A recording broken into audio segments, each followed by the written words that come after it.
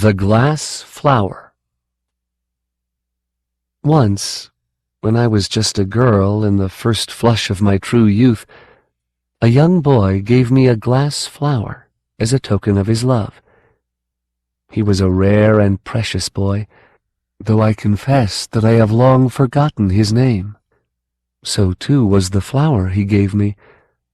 On the steel and plastic worlds where I have spent my lives, the ancient glassblower's art is lost and forgotten, but the unknown artisan who had fashioned my flower remembered it well. My flower has a long and delicate stem, curved and graceful, all of fine, thin glass, and from that frail support the bloom explodes, as large as my fist, impossibly exact. Every detail is there, caught, frozen in crystal for eternity, petals large and small crowding each other, bursting from the center of the blossom in a slow, transparent riot, surrounded by a crown of 6 wide, drooping leaves, each with its tracery of veins intact, each unique. It was as if an alchemist had been wandering through a garden one day, and in a moment of idle play had transmuted an especially large and beautiful flower into glass. All that it lacks is life. I kept that flower with me for near 200 years, long after I had left the boy who gave it to me and the world where he had done the giving. Through all the varied chapters of my lives, the glass flower was always close at hand. It amused me to keep it in a vase of polished wood and set it near a window. Sometimes the leaves and petals would catch the sun and flash brilliantly for an incandescent instant. At other times they would filter and fracture the light, scattering blurred rainbows on my floor. Often towards dusk, when the world was dimmer, the flower would seem to fade entirely from view, and I might sit staring at an empty vase. Yet when the morning came, the flower would be back again. It never failed me. The glass flower was terribly fragile, but no harm ever came to it. I cared for it well, better perhaps than I have ever cared for anything or anyone. It outlasted a dozen lovers, more than a dozen professions, and more worlds and friends than I can name. It was with me in my youth on Ash and Ericon and Shamdazar, and later on Rogue's Hope and Vagabond, and still later when I had grown old on Dom Tullian and Lilith and Gulliver, and when I finally left human space entirely, put all my lives and all the worlds of men behind me, and grew young again, the glass flower was still at my side. And at very long last, in my castle built on stilts, in my house of pain and rebirth, where the game of mind is played, amid the swamps and stinks of Croan'dhenni, far from all humanity, save those few lost souls who seek us out, it was there too, my glass flower. On the day Claronimus arrived. "Joachim Claronimus," I said. "Yes." "There are cyborgs, and then there are cyborgs. So many worlds, so many different cultures, so many sets of values and levels of technologies. Some cyberjacks are half-organic, some more, some less. Some sport only a single metal hand, the rest of their cyber-halves cleverly concealed beneath the flesh. Some cyborgs wear synth-flesh that is indistinguishable from human skin, though that is no great feat, given the variety of skin to be seen among the 1,000 worlds. Some hide the metal and flaunt the flesh. With others, the reverse is true. The man who called himself Claronimus had no flesh to hide or flaunt. A cyborg, he called himself, and a cyborg he was in the legends that had grown up around his name, but as he stood before me, he seemed more a robot, insufficiently organic to pass even as an android. He was naked, if a thing of metal and plastic can be naked. His chest was jet, some shining black alloy or smooth plastic. I could not tell. His arms and legs were transparent plasteel. Beneath that false skin, I could see the dark metal of his duralloy bones, the power bars and flexors that were muscles and tendons, the micromotors and sensing computers, the intricate pattern of lights racing up and down his superconductive neurosystem. His fingers were steel. On his right hand, long silver claws sprang rakishly from his knuckles when he made a fist. He was looking at me. His eyes were crystalline lenses set in metal sockets, moving back and forth in some green translucent gel. They had no visible pupils. Behind each implacable crimson iris burned a dim light that gave his stare an ominous red glow. "Am I that fascinating?" he asked me. His voice was surprisingly natural, deep and resonant, with no metallic echoes to corrode the humanity of his inflections. "Croan'dhenni," I said. "Your name is fascinating, certainly. A very long time ago, there was another man of that name, a cyborg, a legend. You know that, of course. He of the Croan'dhenni survey, the founder of the Academy of Human Knowledge on Avalon. Your ancestor? Perhaps metal runs in your family?" "No," said the cyborg. "Myself. I am Joachim Croan'dhenni." I smiled for him. "And I'm Jesus Christ. Would you care to meet my apostles?" "You doubt me, wisdom?" "Croan'dhenni died on Avalon 1,000 years ago." "No," he said. "He stands before you now."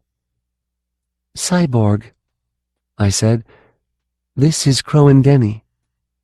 You would not have come here unless you sought rebirth, unless you sought to win new life in the game of mind. So be warned. In the game of mind, your lies will be stripped away from you.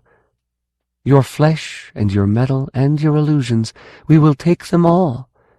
And in the end, there will be only you, more naked and alone than you can ever imagine. So do not waste my time. It is the most precious thing I have, time. It is the most precious thing any of us have. Who are you, cyborg?" "Croan'dhenni," he said. Was there a mocking note in his voice? I could not tell. His face was not built for smiling. "Do you have a name?" he asked me. "Several," I said. "Which do you use?" "My players call me Wisdom." "That is a title, not a name," he said. I smiled. "You are traveled, then, like the real Croan'dhenni." "Good. My birth name was Cyrain. I suppose of all my names, I am most used to that one. I wore it for the first 50 years of my life, until I came to Dom Tullian and studied to be a wisdom, and took a new name with the title." "Cyrain," he repeated. "That alone?" "Yes." "On what world were you born, then?" "Ash." "Cyrain of Ash," he said. "How old are you?" "In standard years?" "Of course." I shrugged. "Close to 200. I've lost count." "You look like a child, like a girl close to puberty. No more." "I am older than my body," I said. "As am I," he said. The curse of the cyborg, Wisdom, is that parts can be replaced. Then you're immortal? I challenged him. In one crude sense, yes. Interesting, I said. Contradictory. You come here to me, to Croan'dhenni and its artifact, to the game of mind. Why? This is a place where the dying come, cyborg, in hopes of winning life. We don't get many immortals. I seek a different prize, the cyborg said. Yes, I prompted. Death, he told me. Life. Death. Life. Two different things, I said. Opposites. Enemies. No, said the cyborg. They are the same. 600 standard years ago, a creature known in legend as the White landed among the Croan'dhenni in the first starship they had ever seen. If the descriptions in Croandic folklore can be trusted, then the White was of no race I have ever encountered, nor heard of, though I am widely traveled. This does not surprise me. The man realm and its 1,000 worlds, perhaps there are twice that number, perhaps less, but who can keep count? The scattered empires of Findi and Damush, and Givern and Nortalush, and all the other sentients who are known to us or rumored of. All this together, all those lands and stars and lives colored by passion and blood and history, sprawling proudly across the light years, across the black gulfs that only the Volcrin ever truly know. All of this, all of our little universe, it is only an island of light, surrounded by a vastly greater area of grayness and myth that fades ultimately into the black of ignorance. And this only in one small galaxy, whose uttermost reaches we shall never know, should we endure 1 billion years. Ultimately, the sheer size of things will defeat us, however we may strive or scream. That truth I am sure of. But I do not defeat easily. That is my pride, my last and only pride. It is not much to face the darkness with, but it is something. When the end comes, I will meet it raging. The White was like me in that. It was a frog from a pond beyond ours, a place lost in the gray, where our little lights have not yet shone on the dark waters. Whatever sort of creature it might have been, whatever burdens of history and evolution it carried in its genes, it was nonetheless my kin. Both of us were angry mayflies, moving restlessly from star to star, because we, alone among our fellows, knew how short our day.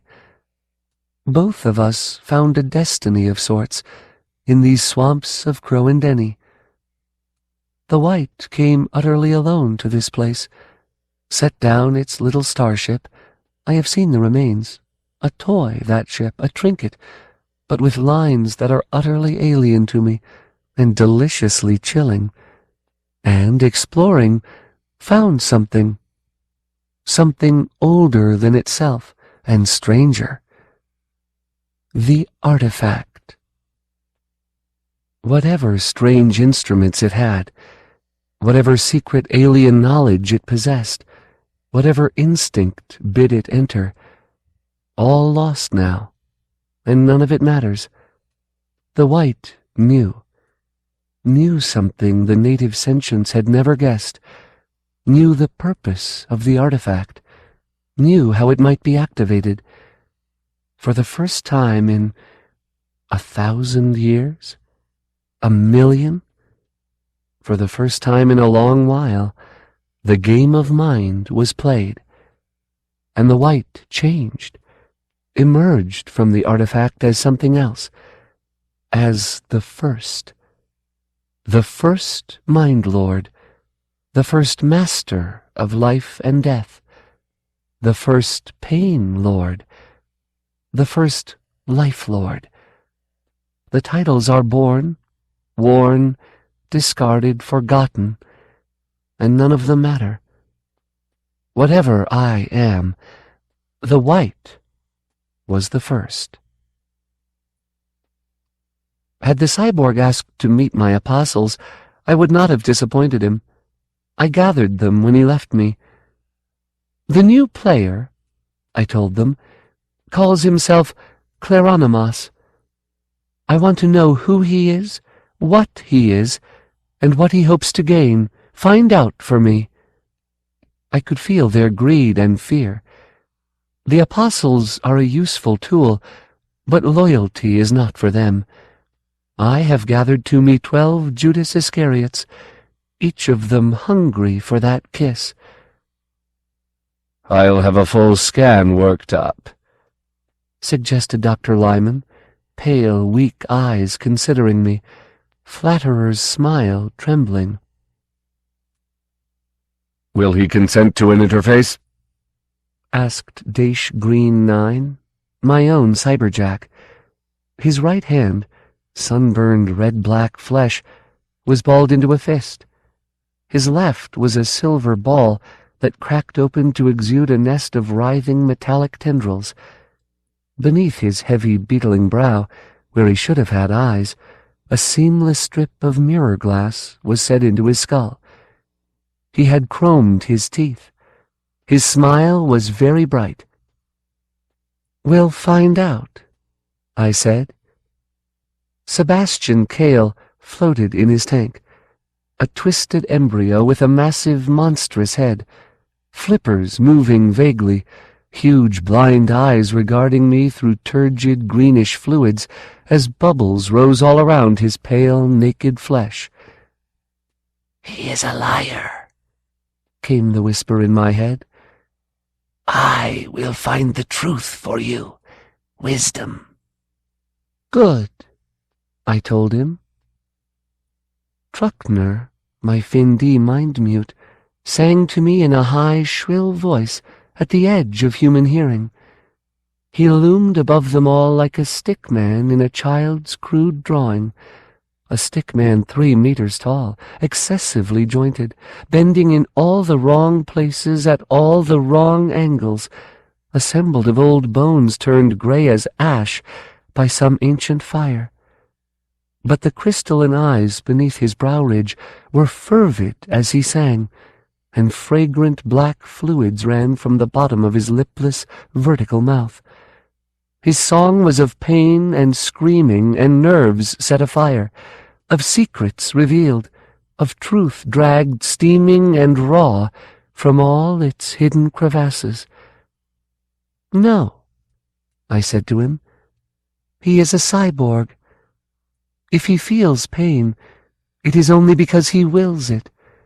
He would shut down his receptors and turn you off, loneling, and your song would turn to silence." The neurohore Shyala Loven smiled with resignation. "Then there's nothing for me to work on either, wisdom?" "I'm not sure," I admitted. "He has no obvious genitalia, but if there's anything organic left inside him, his pleasure centers might be intact. He claims to have been male. The instincts might still be viable. Find out." She nodded. Her body was soft and white as snow, and sometimes as cold when she wanted cold, and sometimes white-hot when that was her desire. Those lips that curled upwards now with anticipation were crimson and alive. The garments that swirled around her changed shape and color even as I watched, and sparks began to play along her fingertips, arcing across her long, painted nails. "Drugs?" asked Brya, biomed, gengineer, poisoner. She sat thinking, chewing some trank of her own devising, her swollen body as damp and soft as the swamps outside. "Trutel? Agonine? Esperan?" I doubt it, I said. Disease, She offered. manthrax or gangrene. The slow plague, and we've got the cure. She giggled. No, I said curtly. And the rest, on and on. They all had their suggestions, their ways of finding out things I wanted to know, of making themselves useful to me, of earning my gratitude. Such are my apostles. I listened to them, let myself be carried along by the babble of voices, weighed, considered, handed out orders, and finally I sent them all away. All but one. Croan'dhenni will be the one to kiss me when that day finally comes. I do not have to be a wisdom to know that truth. The rest of them want something of me. When they get it, they will be gone. Khar got his desire long ago, and still he comes back and back and back, to my world and my bed. It is not love of me that brings him back, nor the beauty of the young body I wear, nor anything as simple as the riches he earns. He has grander things in mind. He rode with you, I said, all the way from Lilith. Who is he? A player, Dorian said, grinning at me crookedly, taunting me. He is breathtakingly beautiful, lean and hard and well-fit, with the arrogance and rough-hewn masculine sexuality of a 30-year-old, flush with health and power and hormones. His hair is blonde and long and unkempt. His jaw is clean and strong, his nose straight and unbroken, his eyes a hale, vibrant blue. But there is something old living behind those eyes, something old and cynical and sinister. Dorian, I warned him, don't try games with me. He is more than just a player. Who is he? Croan'dhenni got up, stretched lazily, yawned, grinned. Who he says he is, My slaver told me. Claranamos. Morality is a closely knit garment that binds tightly when it binds at all, but the vastnesses that lie between the stars are prone to unraveling it, to plucking it apart into so many loose threads, each brightly colored, but forming no discernible pattern. The fashionable vagabonder is a rustic spectacular on Cathay. The Emirian swelters on Ves, the Vesman freezes on Emir, and the shifting lights the felony wear instead of cloth provoke rape, riot, and murder on half a dozen worlds. So it is with morals. Good is no more constant than the cut of a lapel. The decision to take a sentient life weighs no more heavily than the decision to bare one's breasts, or hide them. There are worlds on which I am a monster. I stopped caring a long time ago. I came to Croan'dhenni with my own fashion sense, and no concern for the aesthetic judgments of others. Croan'dhenni calls himself a slaver, and points out to me that we do indeed deal in human flesh. He can call himself what he likes. I am no slaver. The charge offends me. A slaver sells his clients into bondage and servitude, deprives them of freedom, mobility, and time, all precious commodities. I do no such thing. I am only a thief. Khar and his underlings bring them to me from the swollen cities of Lilith, from the harsh mountains and cold wastes of Damtulian, from the rotting tenements along the canals of Ves, from spaceport bars on Felinora and Cimarant and Shrike, from wherever he can find them. He takes them and brings them to me, and I steal from them and set them free. A lot of them refuse to go. They cluster outside my castle walls in the city they have built, toss gifts to me as I pass, call out my name, beg favors of me. I have left them freedom, mobility, and time, and they squander it all in futility, hoping to win back the one thing I have stolen. I steal their bodies, but they lose their souls themselves. And perhaps I am unduly harsh to call myself a thief. These victims Har brings me are unwilling players in the game of mind, but no less players for all that. Others pay so very dearly and risk so very much for the same privilege. Some we call players, and some we call prizes. But when the pain comes, and the game of mind begins, we are all the same, all naked and alone, without riches or health or status, armed with only the strength that lies within us.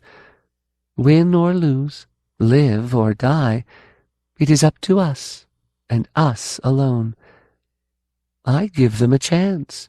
A few have even won, very few, true, but how many thieves give their victims any chance at all?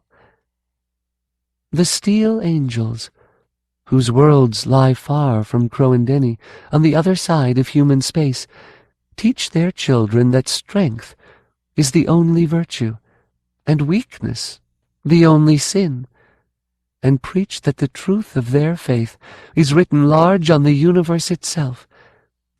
It is a difficult point to argue.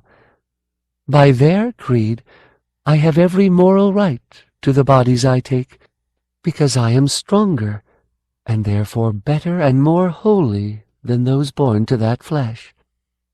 The little girl born in my present body was not a steel angel, unfortunately. And baby makes 3, I said, even if baby is made of metal and plastic and names himself a legend. Eh? Ranar looked at me blankly. He is not as widely traveled as me, and the reference, something I have dredged up from my forgotten youth on some world he's never walked, escapes him entirely. His long, sour face wore a look of patient bafflement. We have 3 players now, I told him carefully. We can play the game of mind. That much Ranar understood. Ah, yes, of course. I'll see to it at once, Wisdom. Croan'dhenni was the first, an ancient thing, almost as old as me, though he had done all of his living in the same small body. No wonder it was worn out. He was hairless and shriveled, a wheezing, half-blind travesty, his flesh full of alloplas and metal implants that labored day and night just to keep him alive. It was not something they could do much longer, but Croan'dhenni had not had enough living yet, and so he had come to Croan'dhenni to pay for the flesh and begin all over again. He had been waiting nearly half a standard year. Ryazine J was a stranger case. She was under 50 and in decent health, though her flesh bore its own scars. Ryazine was jaded. She had sampled every pleasure Lilith offered, and Lilith offers a good many pleasures. She had tasted every food, flowed with every drug, sexed with males, females, aliens, and animals, risked her life skiing the glaciers, baiting pit dragons, fighting in the sore wars for the delectation of holophans everywhere. She thought a new body would be just the thing to add spice to life. Maybe a male body, she thought, or an alien's off-color flesh. We get a few like her. And Joachim Claranimas made 3. In the game of mind, there are seats for 7, 3 players, 3 prizes, and me.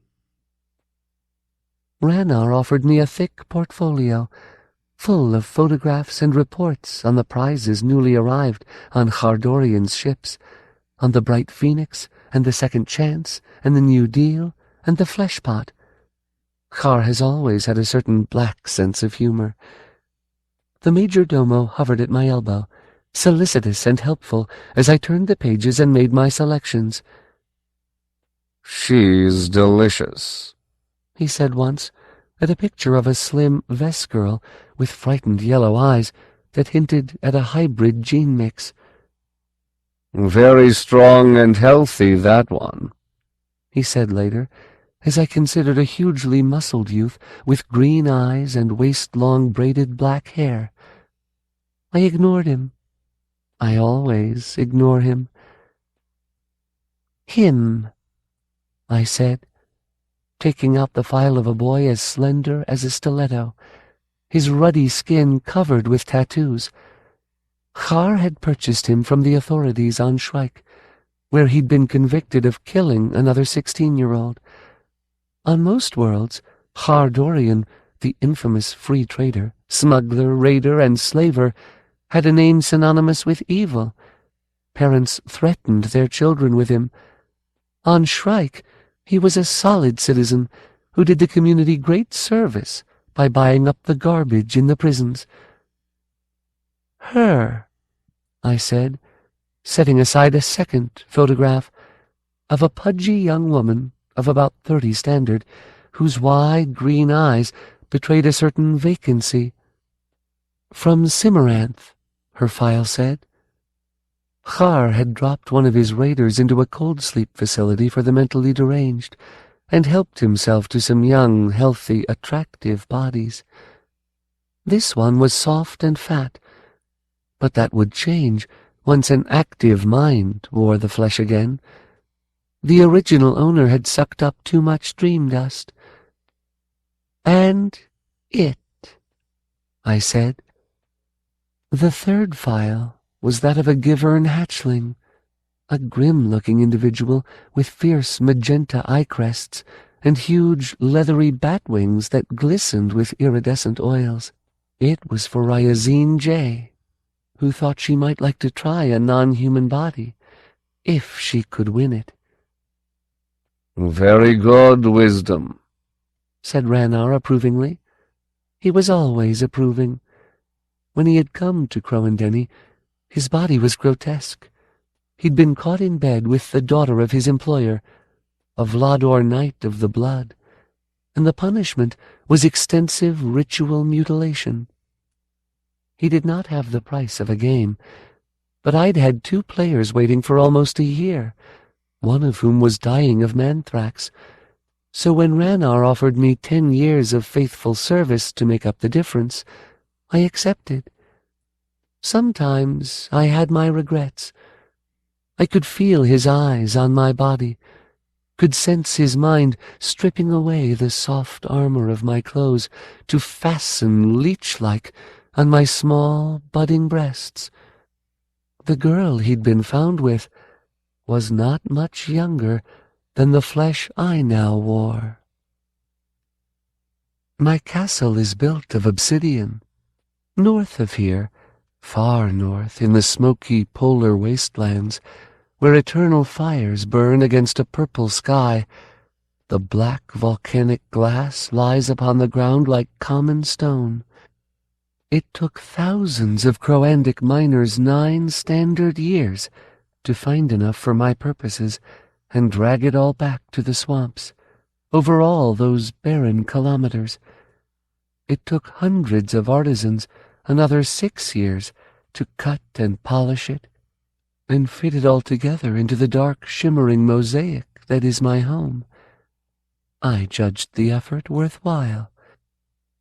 My castle stands on 4 great jagged pillars, high up above the smells and damp of the Croan'dhenni swampland, ablaze with colored lights whose ghosts glimmer within the black glass. My castle gleams, a thing of beauty, austere and forbidding, supreme and apart from the shanty town that has grown up around it, where the losers and discards and dispossessed huddle hopelessly in floating reed huts, festering tree houses, and hovels on half-rotted wooden stilts.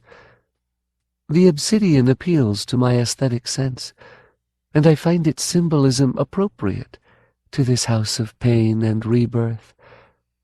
Life is born in the heat of sexual passion, as obsidian is born in volcanic fire. The clean truth of light can sometimes flow through its blackness, beauty seen dimly through darkness, and, like life, it is terribly fragile, with edges that can be dangerously sharp.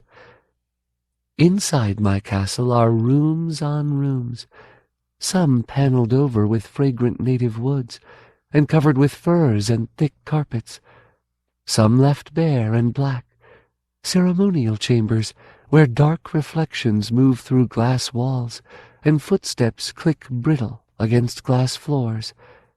In the center, at the very apex, rises an onion-shaped obsidian tower, braced by steel.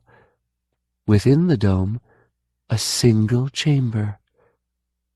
I ordered the castle built, replacing an older and much shabbier structure, and to that single tower chamber I caused the artifact to be moved. It is there that the game of mind is played. My own suite is at the base of the tower. The reasons for that were symbolic as well. None achieve rebirth without first passing through me. I was breaking fast in bed, on butterfruit and raw fish and strong black coffee, with Hardorian stretched out languid and insolent beside me, when my scholar apostle, Alta Canar, came to me with her report. She stood at the foot of my bed, her back twisted like a great question mark by her disease, her long features permanently set in a grimace of distaste, her skin shot through with swollen veins like great blue worms. And she told me of her researches on the historical Claronimas in a voice unnecessarily soft. His full name was Joachim Charles Claronimas, she said, and he was native to New Alexandria, a first-generation colony less than 70 light-years from old Earth. Records of his birth date, childhood, and adolescence are fragmentary and contradictory. The most popular legends indicate his mother was a high-ranking officer on a warship of the 13th Human Fleet, under Stephen Cobalt Northstar, and that Claronimas met her only twice. He was gestated in a hireling hostmother and reared by his father, a minor scholar at a library on New Alexandria. My opinion is that this tale of his origin explains, a bit too neatly, how Claronimas came to combine both the scholastic and martial traditions. Therefore I question its reliability. More certain is the fact that he joined the military at a very early age, in those last days of the 1,000 Years' War. He served initially as systems tech on a Screamer-class raider with the 17th Human Fleet, distinguished himself in deep space actions off El Dorado and Arturius, and in the raids on Hrog-Grun, after which he was promoted to cadet and given command training. By the time the 17th was shifted from its original base on Fenris to a minor sector capital called Avalon, Claronimas had earned further distinction, and was the third in command of the dropship Hannibal. But in the raids on Hrun 14, the Hannibal took heavy damage from Hrangan defenders, and was finally abandoned. The Screamer in which Claronimas escaped was disabled by enemy fire and crashed planetside, killing everyone aboard. He was the sole survivor. Another screamer picked up what was left of him, but he was so near dead and horribly maimed that they shoved him into cryostorage at once. He was taken back to Avalon, but resources were few and demands many, and they had no time to bother reviving him. They kept him under for years. Meanwhile, the collapse was in progress. It had been in progress all of his lifetime, actually, but communications across the width of the old Federal Empire were so slow that no one knew it. But a single decade saw the revolt on Thor, the total disintegration of the 15th Human Fleet, and Old Earth's attempt to remove Stephen Cobalt Northstar from command of the 13th, which led inevitably to the secession of Newholm and most of the other first-generation colonies, to Northstar's obliteration of Wellington, to civil war, breakaway colonies, lost worlds, the fourth great expansion, the Hellfleet legend, and ultimately the sealing of Old Earth and the effective cessation of commercial starflight for a generation. Longer than that, far, far longer on some more remote worlds, many of which devolved to near savagery or developed odd variant cultures. Out on the front, Avalon had its own first-hand experience of the collapse when Rajin Tober, commanding the 17th Fleet, refused to submit to the civil authorities and took his ships deep into the Tempter's Veil to found his own personal empire, safe from both Frangan and human retaliation. The departure of the 17th left Avalon essentially defenseless. The only warships still in the sector were the ancient hulks of the 5th Human Fleet, which had last seen combat nearly 7 centuries earlier, when Avalon was a very distant strike base against the Frangans. About a dozen capital-class ships and 30-odd smaller craft of the 5th remained in orbit around Avalon, most needing extensive repairs, all functionally obsolete. But they were the only defenders left to a frightened world. So Avalon determined to refit and restore them. To crew these museum pieces, Avalon turned to its cryonic wards and began to thaw every combat veteran on hand, including Joachim Claronimas.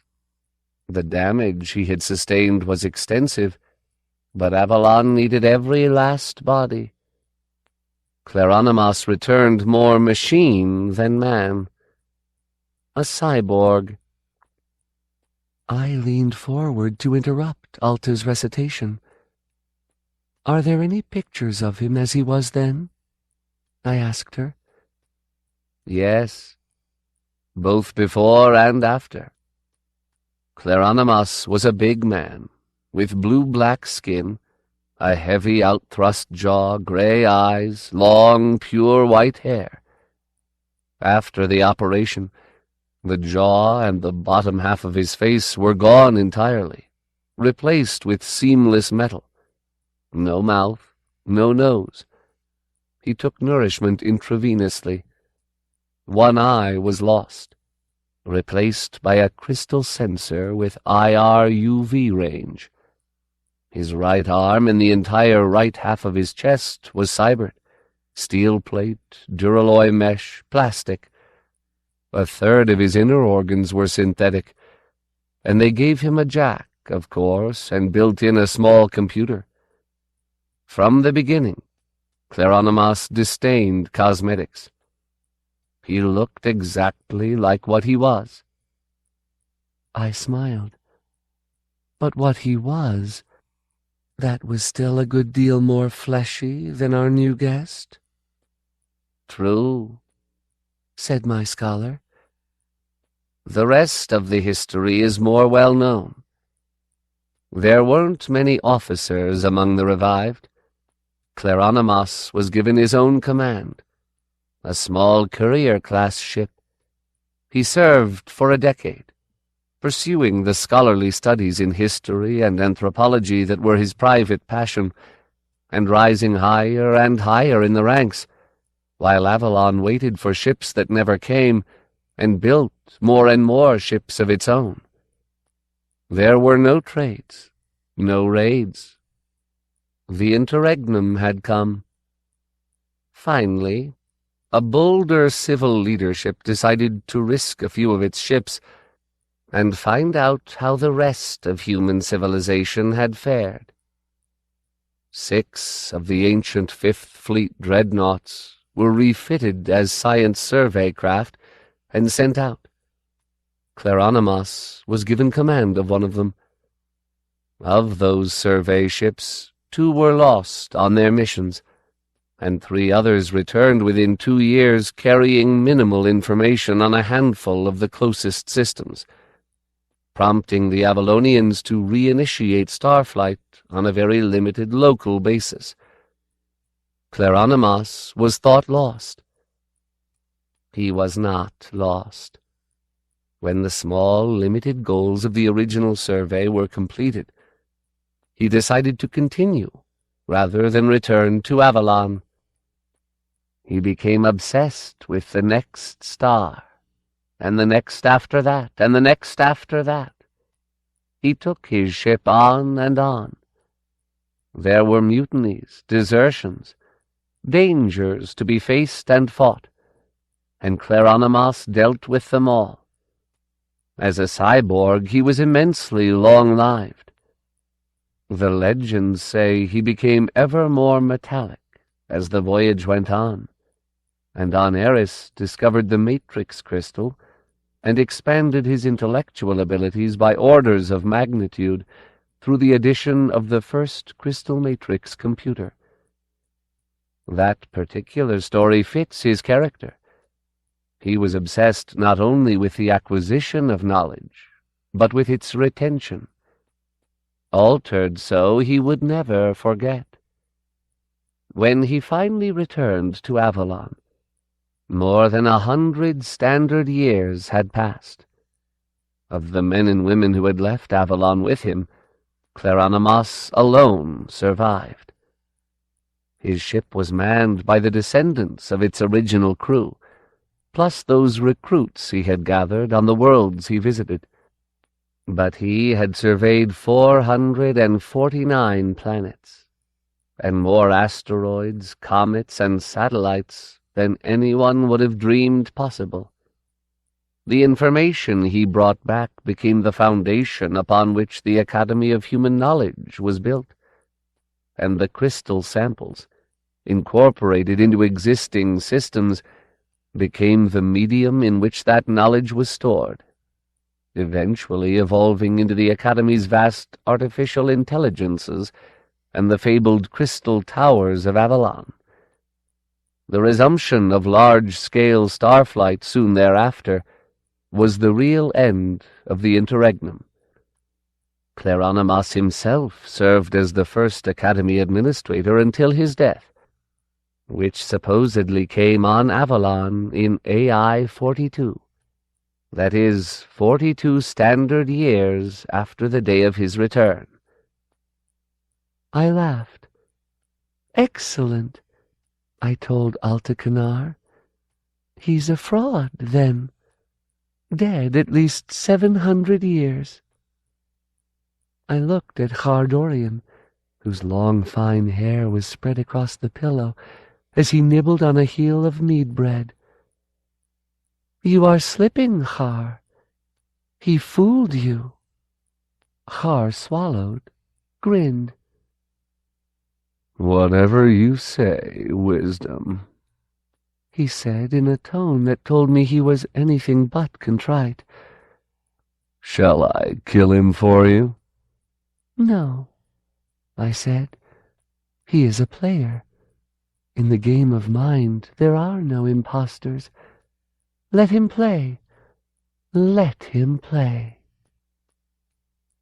Days later, when the game had been scheduled, I called the cyborg to me.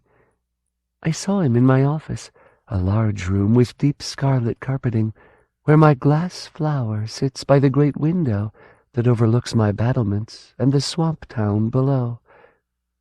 His face was without expression. Of course. Of course. You summoned me, Cyrain of Ash? The game is set, I told him. 4 days from today. I am pleased, he said. Would you like to see the prizes? I offered him the files. The boy, the girl, the hatchling. He glanced at them briefly, without interest. I am told, I said to him, that you have spent a lot of time wandering these past days, inside my castle, and outside in the town and the swamps. True, he said. I do not sleep. Knowledge is my diversion, my addiction. I was curious to learn what sort of place this was. Smiling, I said, And what sort of place is it, cyborg? He could not smile nor frown. His tone was even, polite. A vile place, he said. A place of despair and degradation. A place of eternal, undying hope, I said. A place of sickness, of the body and the soul. A place where the sick grow well, I countered. And where the well grows sick, the cyborg said. A place of death. A place of life, I said. Isn't that why you came? For life? And death, he said. I have told you. They are the same. I leaned forward. And I have told you they are very different. You make harsh judgments, cyborg. Rigidity is to be expected in a machine, but this fine, precious moral sensitivity is not. Only my body is machine, he said. I picked up his file. That is not my understanding, I said. Where is your morality in regard to lying, especially so transparent a lie? I opened the file flat on my desk. I've had a few interesting reports from my apostles. You've been extraordinarily cooperative. If you wish to play the game of mind, you cannot offend the Pain Lord, he said. I smiled. I'm not as easily offended as you might think. I searched through the reports. Dr. Lyman did a full scan on you. He finds you an ingenious construct, and made entirely of plastic and metal. There is nothing organic left inside you, cyborg. Or should I call you robot? Can computers play the game of mind, I wonder? We will certainly find out. You have 3 of them, I see. A small one in what should be your brain case that attends to motor functions, sensory input, and internal monitoring. A much larger library unit occupying most of your lower torso, and a crystal matrix in your chest. I looked up. Your heart, cyborg? My mind, he said. Ask your Dr. Lyman, and he will tell of other cases like mine. What is a human mind? Memories. Memories are data. Character, personality, individual volition, those are programming. It is possible to imprint the whole of a human mind upon a crystal matrix computer. And trap the soul in the crystal? I said. Do you believe in souls? Do you? He asked. I must. I am mistress of the game of mind. It would seem to be required of me. I turned to the other reports my apostles had assembled on this construct who called himself Claranamos. Dash Green 9 interfaced with you. He says you have a system of incredible sophistication. that the speed of your circuitry greatly exceeds human thought, that your library contains far more accessible information than any single organic brain could retain, even were it able to make full use of its capacity, and that the mind and memories locked within that crystal matrix are that of one Joachim Claranimas. He swears to that. The cyborg said nothing. Perhaps he might have smiled then, had he the capacity. On the other hand, I said, my scholar Alta Canar assures me that Claranimas is dead 700 years. Who am I to believe? Whomever you choose, he said indifferently. I might hold you here and send to Avalon for confirmation, I said. I grinned. A 30-year voyage in, 30 more years back out. Say a year to research the question. Can you wait 61 years to play, cyborg? As long as necessary, he said. Shyala says you are thoroughly asexual. That capacity was lost from the day they remade me, he said. My interest in the subject lingered for some centuries afterwards, but finally that too faded.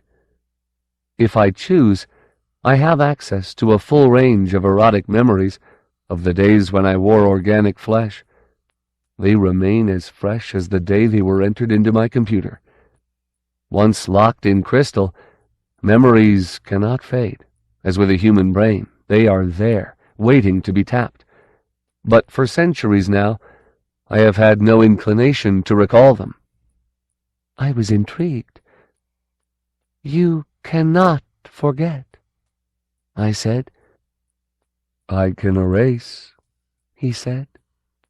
I can choose not to remember. If you are among the winners in our little game of mind, you will regain your sexuality. I am aware of that. It will be an interesting experience. Perhaps then I will choose to tap those ancient memories. Yes, I said, delighted. You'll begin to use them, and at precisely the same instant you will begin to forget them. There is a loss there, cyborg, as sharp as your gain. Gain or loss, living and dying. I have told you, Cyrain, they cannot be separated. I don't accept that, I said. It was at issue with all I believe, all I am. His repetition of the lie annoyed me. Brya says you cannot be affected by drugs or disease. Obvious. You could be dismantled, though. Several of my apostles have offered to dispose of you at my command. My aliens are especially bloodthirsty, it seems. I have no blood, he said.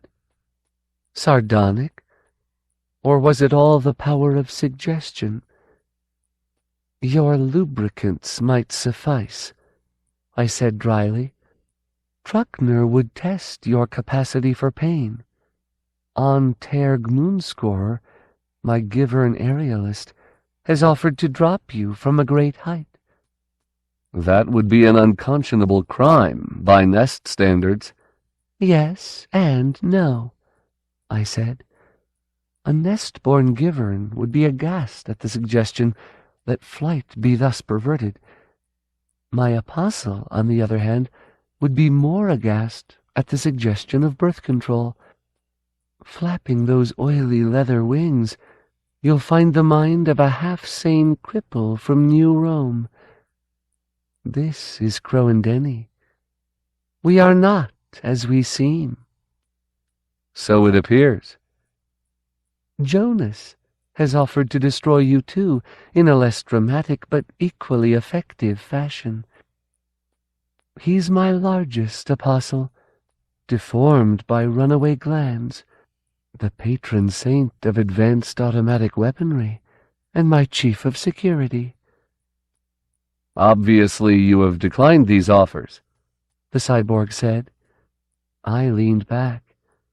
Obviously, I said, though I always reserve the right to change my mind. I am a player, he said. I have paid Khardorian, have bribed the Croan'dhenni port guards, have paid your major domo and yourself. Inwards, on Lilith and Cyrain and Shrike and other worlds where they speak of this black palace and its half-mythical mistress, they say that your players are treated fairly. Wrong, I said. I am never fair, cyborg. Sometimes I am just, when the whim takes me. Do you threaten all your players, as you have threatened me? He asked. No, I admitted. I'm making a special exception in your case. Why? He asked. Because you're dangerous, I said, smiling. We had come to the heart of it at last. I shuffled through all my apostolic bulls and extracted the last of them, the most important.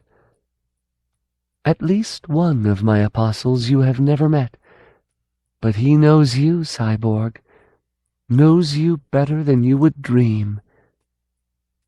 The cyborg said nothing. My pet telepath, I said, Sebastian Kale. He's blind and twisted, and I keep him in a big jar, but he has his uses. He can probe through walls. He has stroked the crystals of your mind, friend, and tripped the binary synapses of your id. His report is a bit cryptic, but admirably terse. I slid it across the desk for the cyborg to read. A haunted labyrinth of thought. The steel ghost. The truth within the lie. Life in death and death in life. He will take everything from you if he can. Kill him now. You are ignoring his advice, the cyborg said. I am, I told him. Why? Because you're a mystery, one I plan to solve when we play the game of mind. Because you're a challenge, and it has been a long time since I was challenged. Because you dare to judge me and dream of destroying me, and it has been ages since anyone found the courage to do either of those things. Obsidian makes a dark, distorted mirror, but one that suits me. We take our reflections for granted all our lives, until the hour comes when our eyes search for the familiar features and find instead the image of a stranger. You cannot know the meaning of horror or of fascination until you take that first long gaze from a stranger's eyes and raise an unfamiliar hand to touch the other's cheek and feel those fingers, light and cool and afraid, brush against your skin. I was already a stranger when I came to Croan'dhenni more than a century ago. I knew my face, as well I should, having worn it nearly 90 years. It was the face of a woman who was both hard and strong, with deep lines around her gray eyes from squinting into alien suns, a wide mouth not without its generosity, a nose once broken that had not healed straight, short brown hair in perpetual disarray, a comfortable face, and one that I had a certain affection for. But I lost it somewhere, perhaps during my years on Gulliver, lost it when I was too busy to notice. By the time I reached Lilith, the first stranger had begun to haunt my mirrors. She was an old woman, old and wrinkled. Her eyes were gray and rheumy and starting to dim, her hair white and thin, with patches of pinkish scalp showing through. The edge of her mouth trembled.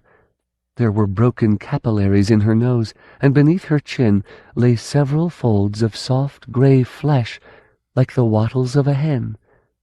Her skin was soft and loose, where mine had always been taut and flush with health.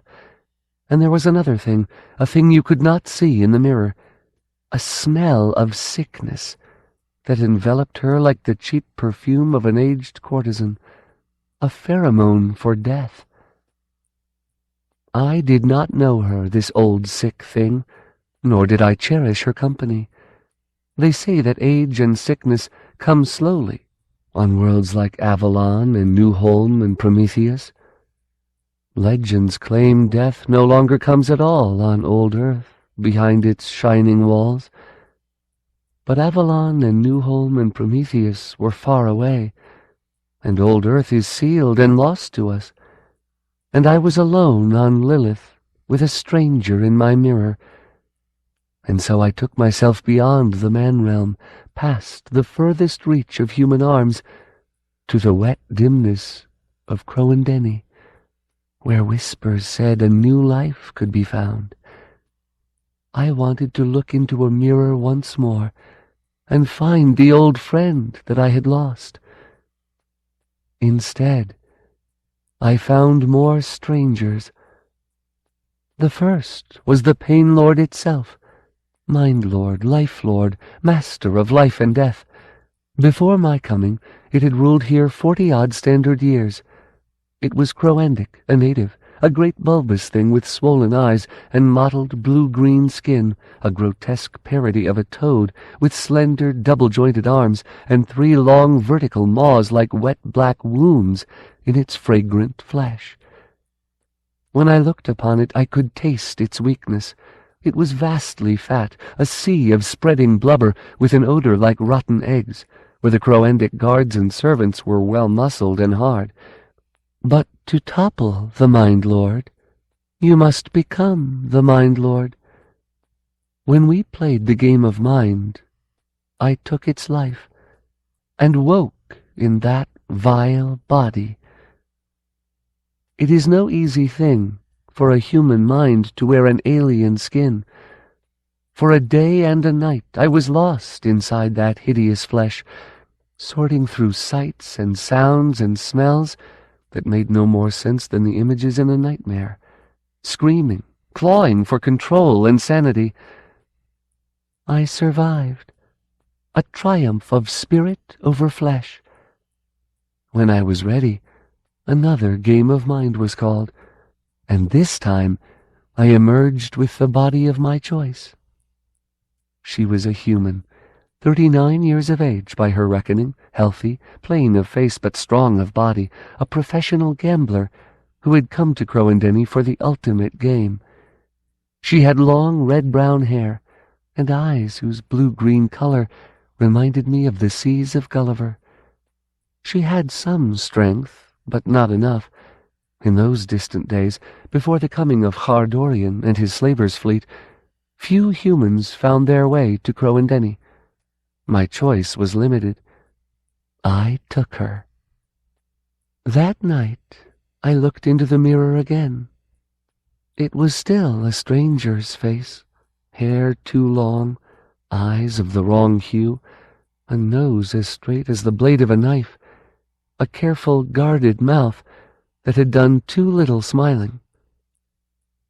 Years afterward, when that body began to cough blood from some infernal pestilence out of the Croan'dhenni swamps, I built a room of obsidian mirrors to meet each new stranger. Years pass more swiftly than I care to think, while that room remains sealed and inviolate. But always, finally, the day comes when I know I will be visiting it once more, and then my servants climb the stairs and polish the black mirrors to a fine, dark sheen. And when the game of mind is done, I ascend alone and strip off my clothing and stand and turn in solitude, slow dancing with the images of others. High, sharp cheekbones and dark eyes sunk in deep hollows beneath her brow, a face shaped like a heart, surrounded by a nimbus of wild black hair, large pale breasts tipped with brown. Taut lean muscles moving beneath oiled red-brown skin, long fingernails, sharp as claws, a narrow pointed chin, brown hair like wire bristles, cut in a thin high stripe across her scalp and halfway down her back, the hot scent of rut heavy between her thighs. My thighs? On 1,000 worlds, humanity changes in 1,000 different ways. Massive bony head, looking down at the world from near 3 meters height. Beard and hair blending into one leonine mane as bright as beaten gold. Strength written large in every bone and sinew. The broad, flat chest with its useless red nipples. The strangeness of the long, soft penis between my legs. Too much strangeness for me. The penis stayed soft all the months I wore that body. And that year my mirrored room was opened twice. A face very like the one that I remember. But how well do I remember? A century was gone to dust, and I kept no likenesses of the faces I had worn. From my first youth long ago, only the glass flower remained. But she had short brown hair, a smile, gray-green eyes. Her neck was too long, her breasts too small, perhaps, but she was close until she grew old, and the day came when I glimpsed another stranger walking beside me inside the castle walls. And now, the haunted child. In the mirrors, she looks like a daughter of dreams. The daughter I might have birthed had I been far lovelier than I ever was. Har brought her to me. A gift, he said, a most beautiful gift, to repay me in kind after I had found him grey and impotent, hoarse of voice and scarred of face, and made him young and handsome. She is perhaps 11 years old, perhaps 12. Her body is gaunt and awkward, but the beauty is there, locked inside, just beginning to blossom. Her breasts are budding now, and her blood first came less than half a year ago. Her hair is silver gold, long and straight, a glittering cascade that falls nearly to her heels. Her eyes are large in her small face, and they are the deepest, purest violet. Her face is something sculpted. She was bred to be thus, no doubt of that. Genetic tailoring has made the Schreiken trade lords and the wealthy of Lilith and Felinora a breathtakingly beautiful folk. When Har brought her to me, she was shy of 7, her mind already gone, a whimpering animal thing screaming in a dark locked room within her skull. Har says she was that way when he bought her, the dispossessed daughter of a felony robber baron toppled and executed for political crimes, his family and friends and retainers slain with him or turned into mindless sexual playthings for his victorious enemies. That is what Har says. Most of the time I even believe him. She is younger and prettier than I can ever remember being, even in my lost first youth on Ash, where a nameless boy gave me a glass flower. I hope to wear this sweet flesh for as many years as I wore the body I was born to. If I dwell here long enough, perhaps the day will come when I can look into a dark mirror and see my own face again. One by one they ascended unto me, through wisdom to rebirth, or so they hoped. High above the swamps, locked within my tower, I prepared for them in the changing chamber, hard by my unimpressive throne. The artifact is not prepossessing, a rudely shaped bowl of some soft alien alloy, charcoal gray in color and faintly warm to the touch, with 6 niches spaced evenly around the rim.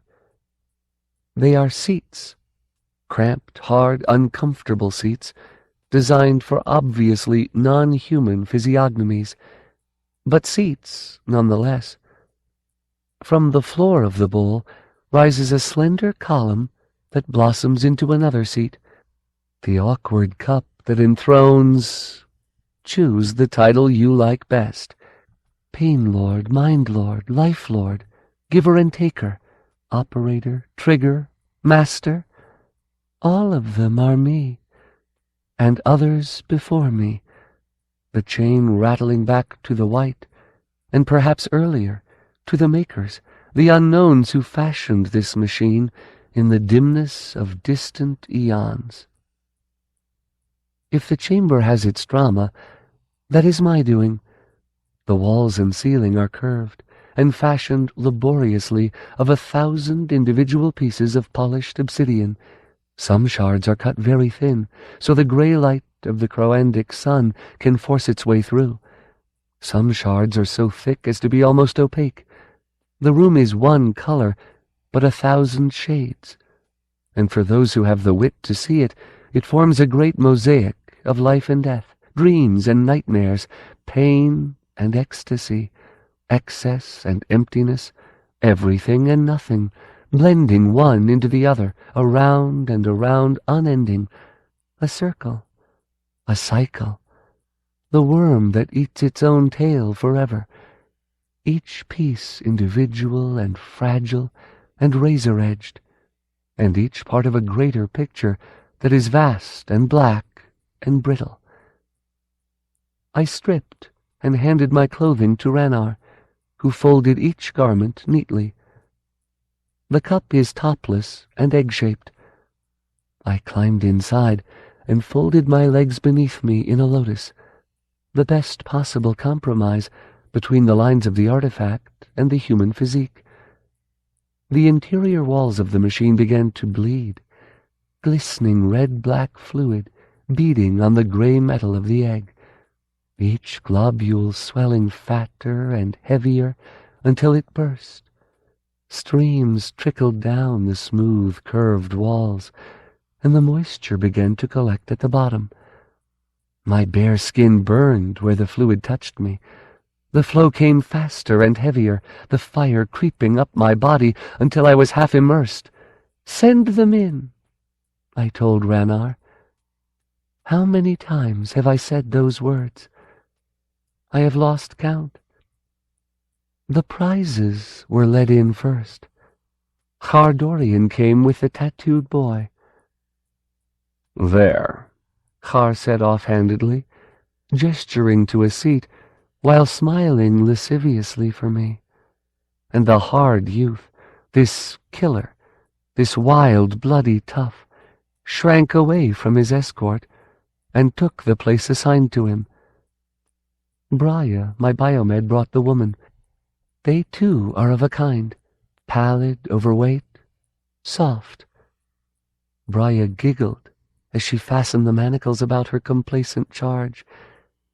The hatchling fought, its lean muscles writhing, its great wings beating together in a dramatic but ultimately ineffectual thunderclap as huge, glowering Jonas and his men forced it down into its niche.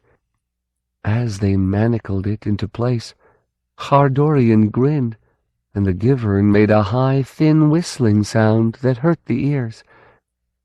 Cranmor Delhoun had to be carried in by his aides and hirelings. "There," I told them, pointing, and they propped him awkwardly into one of the niches. His shrunken, wizened face stared at me, half-blind eyes darting around the chamber like small feral beasts, his mouth sucking greedily, as if his rebirth was done, and he sought a mother's breast. He was blind to the mosaic. For him, it was only a dark room with black glass walls. Ryazine J. swaggered in, bored by my chamber before she even entered it. She saw the mosaic, but gave it only a cursory glance, as something beneath her notice, too tiresome to study. Instead, she made a slow circuit of the niches, inspecting each of the prizes like a butcher examining the meat.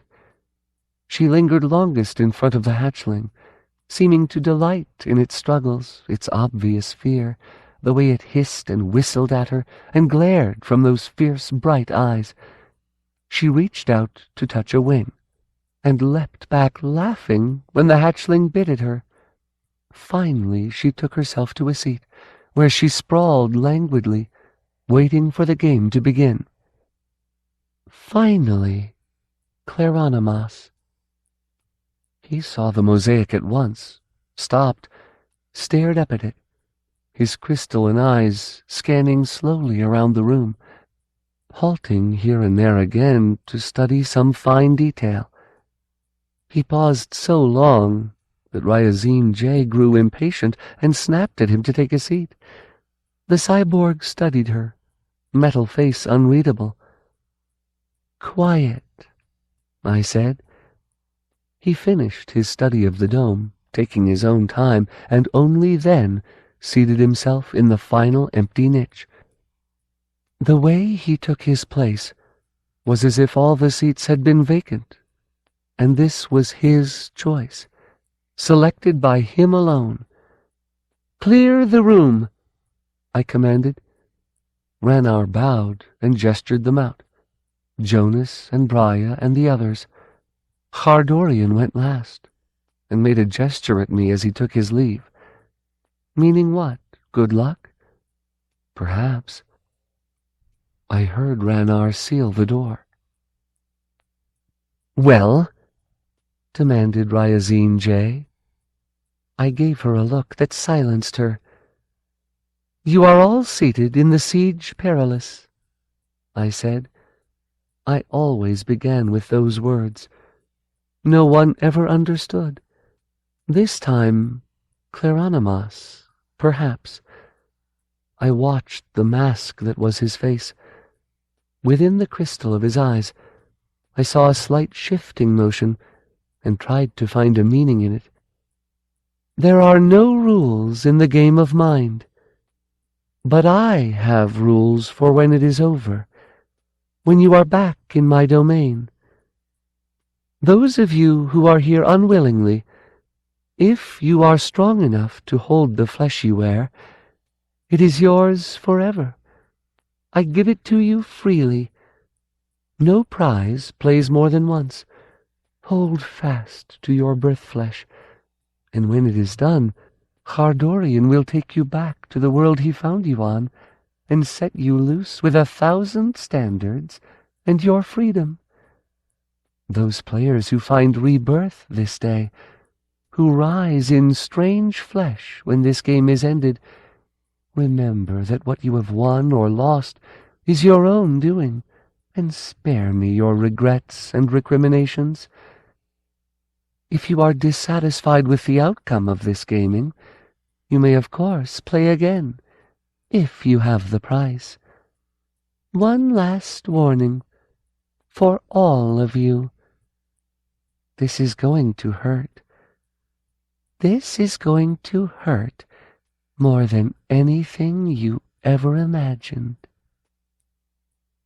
So saying, I began the game of mind. Once more. What can you say about pain? Words can trace only the shadow of the thing itself. The reality of hard, sharp physical pain is like nothing else, and it is beyond language. The world is too much with us, day and night, but when we hurt, when we really hurt, the world melts and fades and becomes a ghost, a dim memory, a silly, unimportant thing. Whatever ideals, dreams, loves, fears, and thoughts we might have had become ultimately unimportant. We are alone with our pain. It is the only force in the cosmos, the only thing of substance, the only thing that matters. And if the pain is bad enough and lasts long enough, if it is the sort of agony that goes on and on, then all the things that are our humanity melt before it, and the proud, sophisticated computer that is the human brain becomes capable of but a single thought. Make it stop. Make it stop! And if the pain does eventually stop afterwards, with the passage of time, even the mind that has experienced it becomes unable to comprehend it, unable to remember how bad it truly was, unable to describe it so as to even approach the terrible truth of what it felt like when it was happening. In the game of mind, the agony of the pain field is like no other pain, like nothing I have ever experienced. The pain field does no harm to the body, leaves no marks, no scars, no injuries, no signs to mark its passing. It touches the mind directly, with an agony beyond my power to express. How long does it last? A question for relativists. It lasts but the smallest part of a microsecond, and it lasts forever. The wisdoms of Dom Tullian are masters of 100 different disciplines of mind and body, and they teach their acolytes a technique for isolating pain, dissociating from it, pushing it away, and thus transcending it. I had been a wisdom for half my life when I first played the game of mind. I used all I had been taught, all the tricks and truths I had mastered and learned to rely on. They were utterly useless. This was a pain that did not touch the body, a pain that did not race along the nerve paths, a pain that filled the mind so completely and so shatteringly that not even the smallest part of you was free to think or plan or meditate. The pain was you, and you were the pain. There was nothing to dissociate from, no cool sanctum of thought where you might retreat. The pain field was infinite and eternal, and from that ceaseless and unthinkable agony there was only one sure surcease.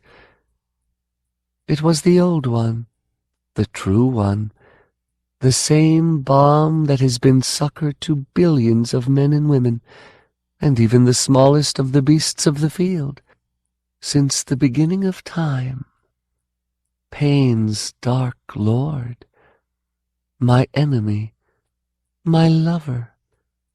Again, yet again, wanting only an end to suffering, I rushed to his black embrace. Death took me, and the pain ended. On a vast, echoey plain, in a place beyond life, I waited for the others. Dim shadows taking form from the mists. 4, 5. Yes. Have we lost some of them? It would not surprise me. In 3 games out of 4, a player finds his truth in death, and seeks no further. This time, no. I see the 6th shape striding out of the writhing fog. We are all here. I look around myself once more, count 3, 4, 5, 6, 7, and me, 8. 8? That's wrong. That's very wrong. I am dizzy, disoriented. Nearby, someone is screaming. A little girl, sweet-faced, innocent, dressed in pastels and pretty gems. She does not know how she got here. She does not understand. Her eyes are lost and childish, and far too trusting, and the pain has woken her from a dream-dust languor to a strange land full of fear.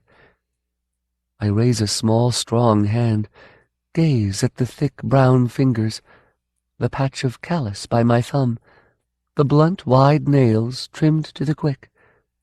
I make a fist, a familiar gesture, and in my hand a mirror takes shape from the iron of my will and the quicksilver of my desire. Within its glittering depths I see a face. It is the face of a woman who is both hard and strong, with deep lines around her gray eyes from squinting into alien suns, a wide mouth not without its generosity, a nose once broken that has not healed straight, short brown hair in perpetual disarray, a comfortable face. It gives me comfort now. The mirror dissolves into smoke. The land, the sky, everything is shifting and uncertain. The sweet little girl is still screaming for her daddy. Some of the others are staring at me, lost. There is a young man plain of face, his black hair swept back straight and feathered with color in a style that has not been the fashion on Gulliver for a century. His body looks soft, but in his eyes I see a hard edge that reminds me of Hardorian. Ryazine J seems stunned, wary, frightened, but still she is recognizably Ryazine J. Whatever else might be said of her, she has a strong sense of who she is. Perhaps that will even be enough. The Givern looms near her, far larger here than it seemed before, its body glistening with oil as it spreads demonic wings and begins to whip the fog into long gray ribbons. In the game of mind it wears no manacles. Ryazine J looks long and cowers away from it. So too does another player, a wispy gray shape covered by a blaze of tattoos, his face a pale blur with neither purpose nor definition. The little girl screams on and on. I turn away from them, leave them to their own devices, and face the final player. A big man, his skin the color of polished ebony, with a dark blue undertone, where his long muscles flex as he stretches. He is naked. His jaw is square and heavy, jutting sharply forward. Long hair surrounds his face and falls past his shoulders, hair as white and crisp as fresh bedsheets, as white as the untouched snow of a world that men have never walked. As I watch him, his thick, dark penis stirs against his leg, swells, grows erect. He smiles at me. "Wisdom," he says. Suddenly I'm naked too. I frown, and now I wear an ornate suit of armor, overlapping plates of gilded duralloy, filigreed with forbidding runes, and beneath my arm is a matching antique helmet, festooned with a plume of bright feathers. "Joachim Claranimas," I say. His penis grows and thickens until it is an absurd fat staff that presses hard against the flatness of his stomach. I cover it and him in a uniform from a history text, all black and silver, with the blue-green globe of old Earth sewn on his right sleeve, and twin silver galaxies swirling on his collar. "No," he says, amused. "I never reached that rank." And the galaxies are gone, replaced by a circle of 6 silver stars. "And for most of my time, Wisdom, my allegiance was to Avalon, not Earth." His uniform is less martial, more functional, a simple gray-green jumpsuit with a black fabric belt and a pocket heavy with pens. Only the silver circle of stars remains. "There," he says. "Wrong," I tell him. "Wrong still." And when I am done talking, only the uniform remains. Inside the cloth the flesh is gone, replaced by silver metal mockery, a shining empty thing with a toaster for a head, but only for an instant. Then the man is back, frowning, unhappy. "Cruel," he says to me.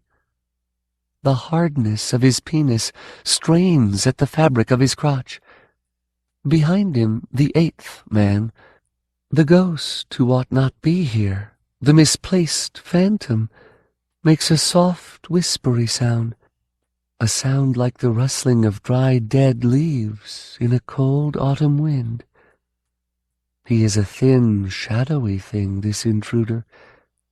I must look at him very hard to see him at all. He is much smaller than Croan'dhenni, and he gives the impression of being old and frail, though his flesh is so wispy, so insubstantial, that it is hard to be sure. He is a vision suggested by the random drift of the fog, perhaps, an echo dressed in faded white.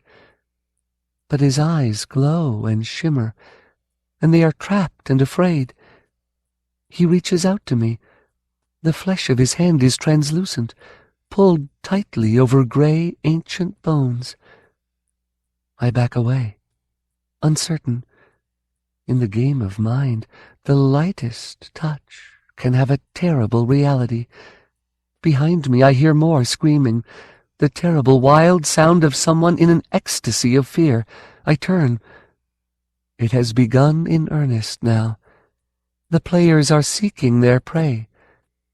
Croan'dhenni, young and vital, and far more muscular than he was a moment ago, stands with a flaming sword in one hand, swinging it easily at the tattooed boy. The boy is on his knees, shrieking, trying to cover himself with upraised arms, but Delhoun's bright blade passes through the gray shadow flesh unimpeded and slices at the shining tattoos.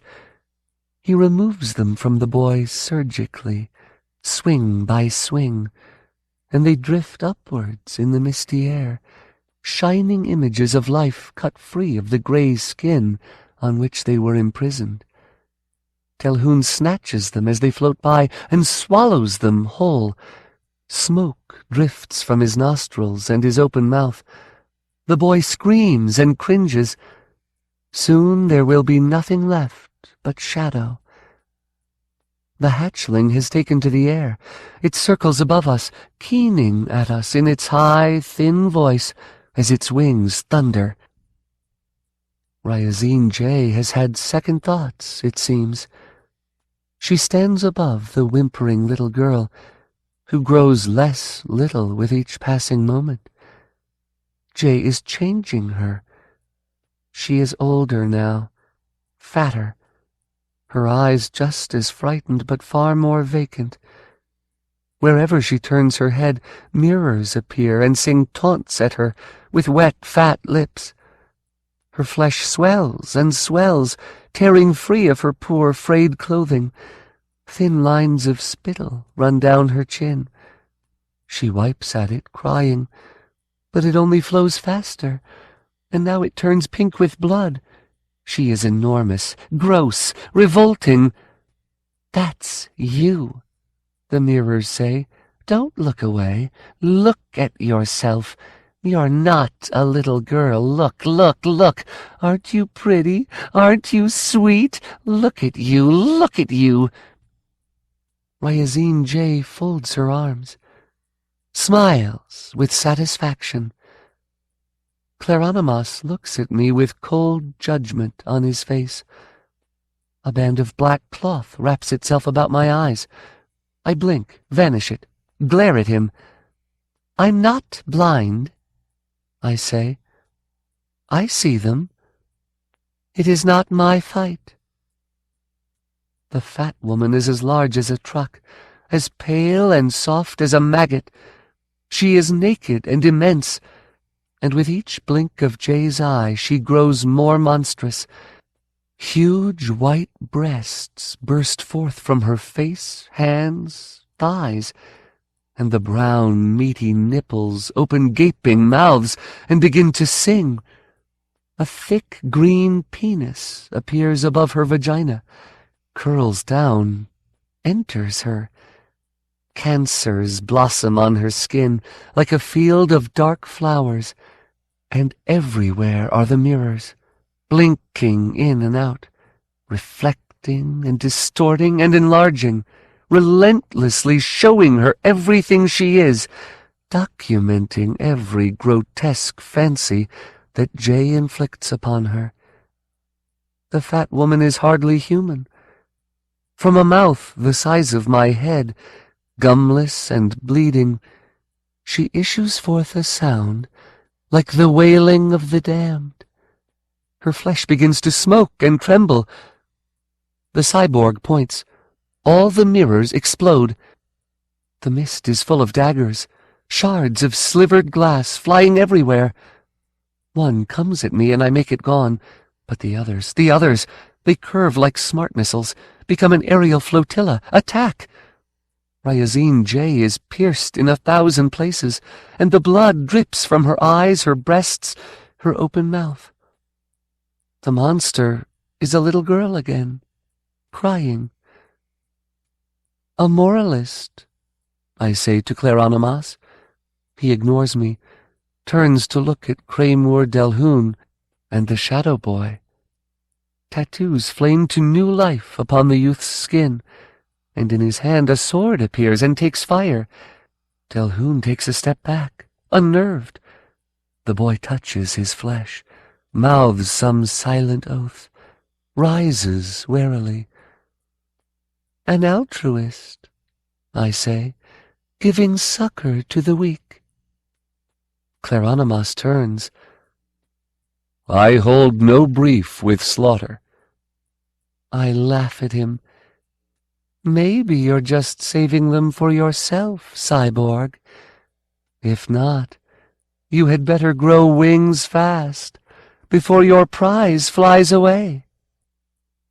His face is cold. "My prize is in front of me," he says. "Somehow I knew that," I reply, donning my plumed helmet. My armor is alive with golden highlights. My sword is a spear of light. My armor is as black as the pit, and the designs worked upon it, black on black, are of spiders and snakes, and human skulls, and faces awrithe with pain. My long, straight silver sword turns to obsidian, and twists into a grotesquerie of barbs and hooks and cruel spikes.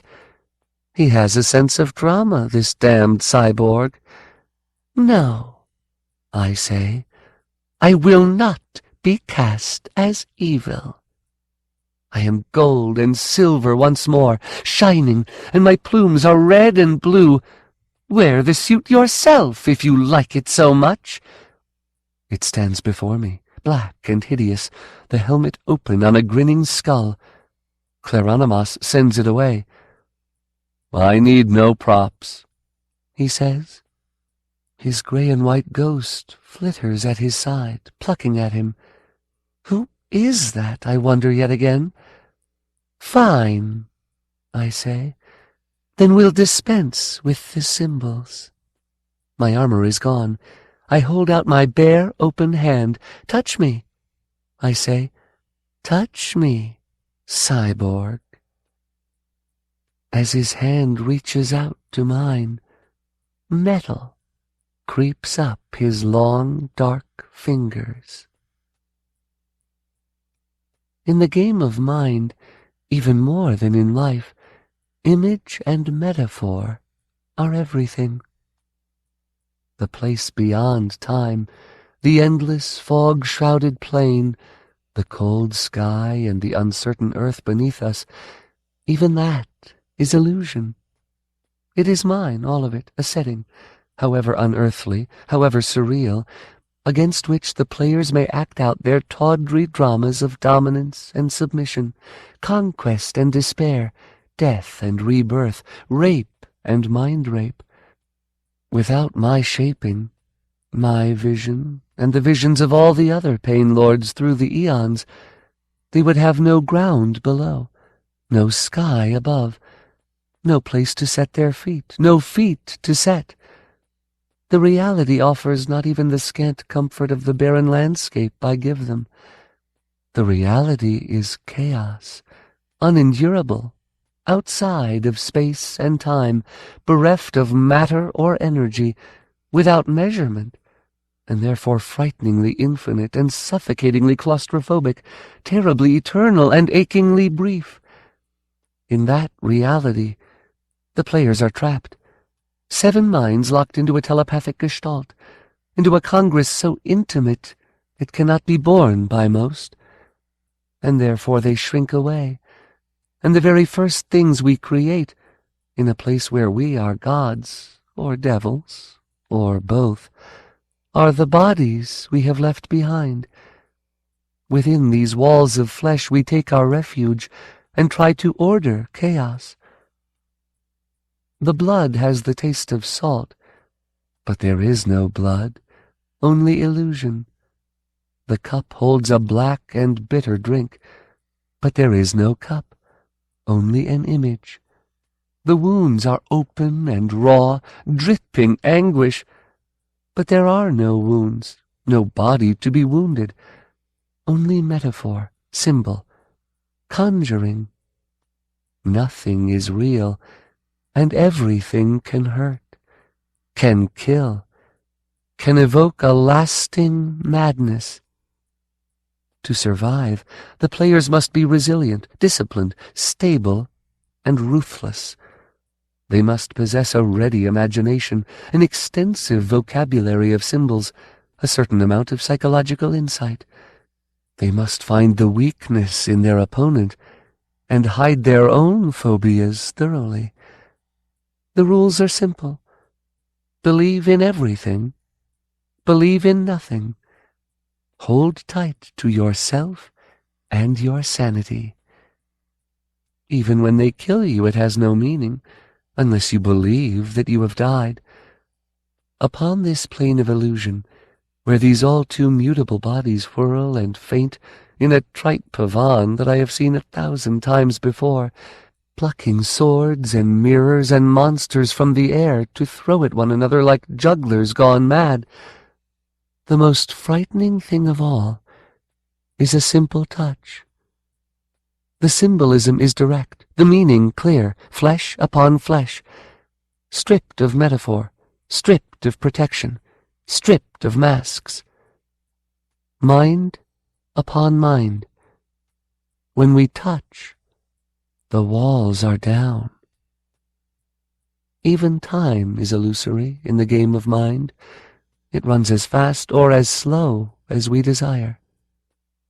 I am Cyrain, I tell myself, born of ash, far-travelled, a wisdom of Damtulian, master of the game of mind, mistress of the obsidian castle, ruler of Croan'dhenni, mind lord, pain lord, life lord, whole and immortal and invulnerable.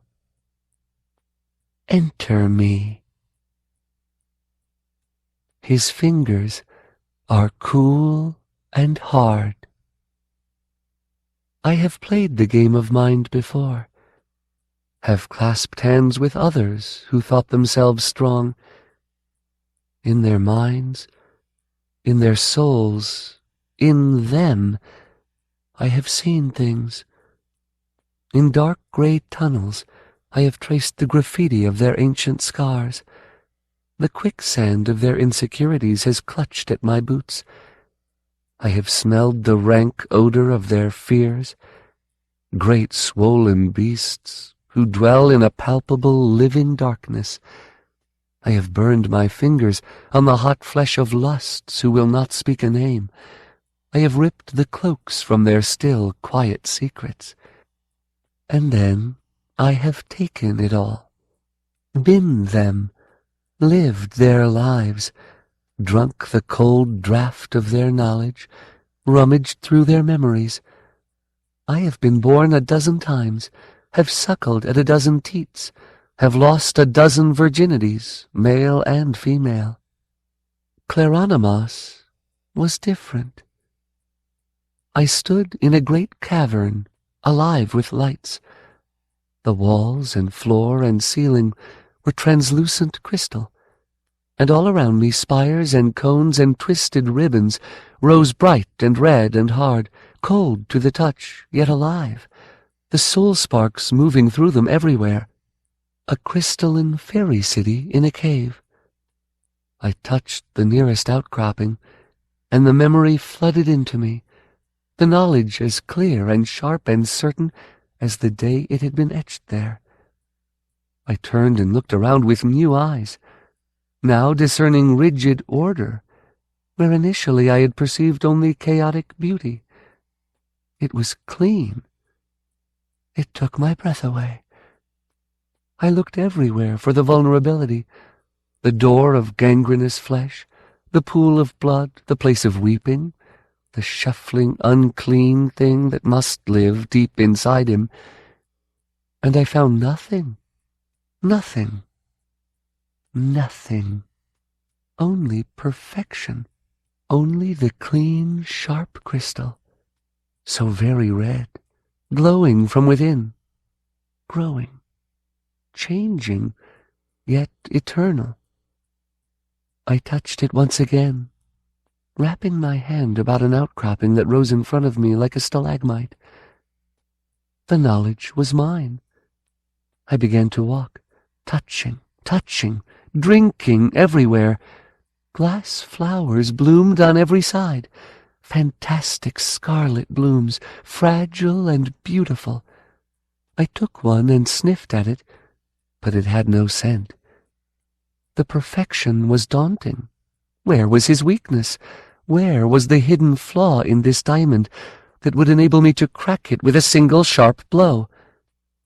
Here within him there was no decay. Here there was no place for death. Here nothing lived. It felt like home. And then in front of me, the ghost took form, gray and gaunt and unsteady. His bare feet sent up thin tendrils of smoke as they trod lightly on the gleaming crystals underneath, and I caught the scent of burning meat. And I smiled. The spectre haunted the crystal maze, but every touch meant pain and destruction. "Come here," I said. He looked at me. I could see the lights on the far side of the cavern through the haze of his uncertain flesh. He moved to me, and I opened my arms to him, entered him, possessed him. I seated myself upon a balcony in the highest tower of my castle, and drank from a small cup of fragrant black coffee laced with brandy. The swamps were gone. Instead, I gazed upon mountains, hard and cold and clean. They rose blue-white all around me, and from the highest peak flew a plume of snow crystals, caught in a steady, endless wind. The wind cut through me, but I scarcely felt it. I was alone and at peace, and the coffee tasted good, and death was far away. He walked out upon the balcony and seated himself upon one of the parapets. His pose was casual, insolent, confident. "I know you," he said.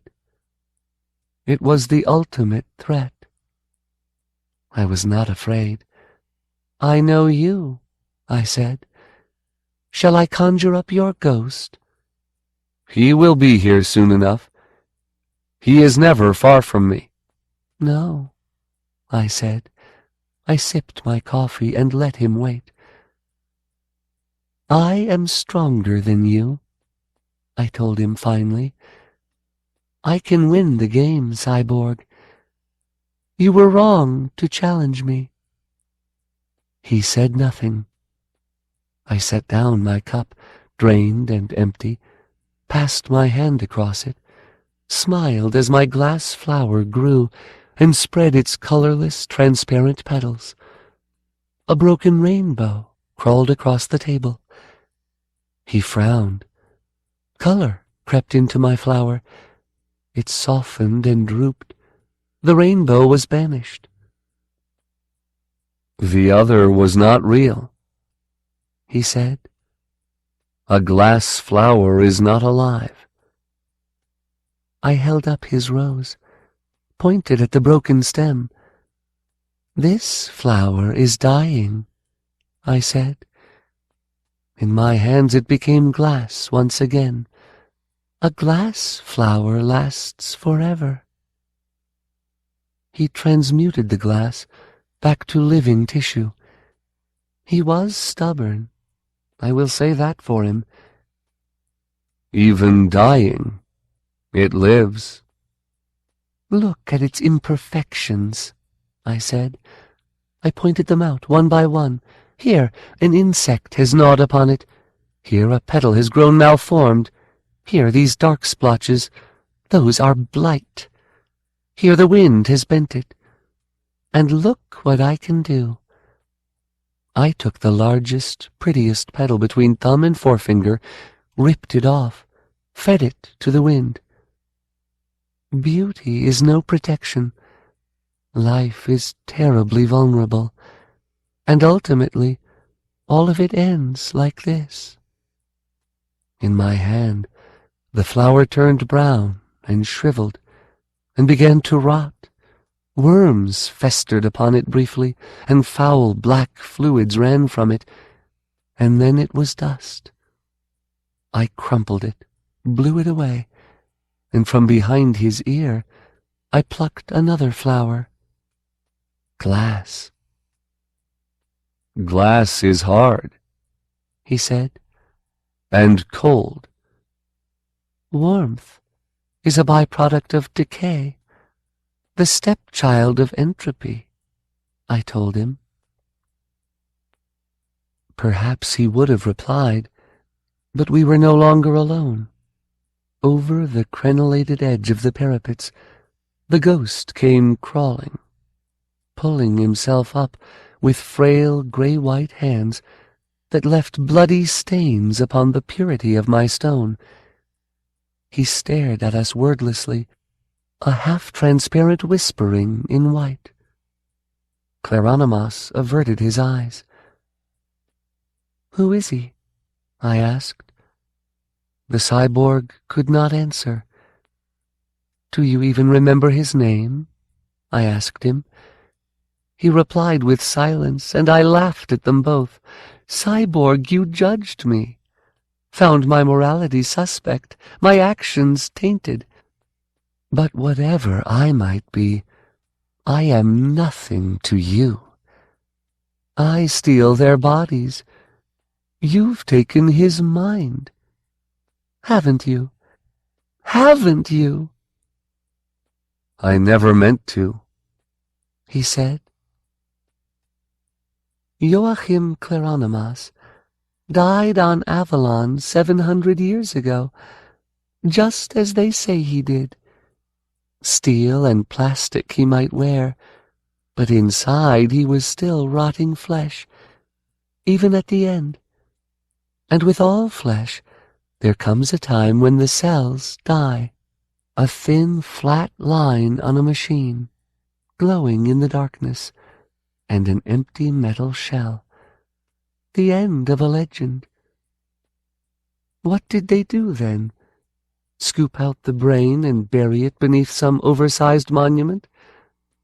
No doubt. The coffee was strong and sweet.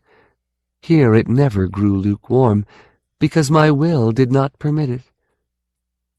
But they did not bury the machine, did they? That expensive, sophisticated, cybernetic organism. The library computer with its wealth of knowledge, the crystal matrix with all its frozen memories, all that was too valuable to discard. The good scientists of Avalon kept it in an interface with the Academy's main system. Correct? How many centuries passed before one of them decided to don that cyborg body again and keep his own death at bay? "Less than one," the cyborg said. "Less than 50 standard years." He should have erased you, I said. But why? His brain would be riding the machine, after all. Why deny himself access to all that marvelous knowledge? Why destroy those crystallized memories? Why, when he could savor them instead? How much better to have a whole second lifetime at his disposal, to be able to access wisdom he had never earned, recollect places he had never been, and people he had never met. I shrugged and looked at the ghost. Poor, stupid thing. If you'd ever played the game of mind, you might have understood. What can the mind be made of, if not memories? Who are we, after all? Only who we think we are. No more, no less. Etch your memories on diamond, or on a block of rancid meat. Those are the choices. Bit by bit the flesh must die, and give way to steel and metal. Only the diamond memories survive to drive the body.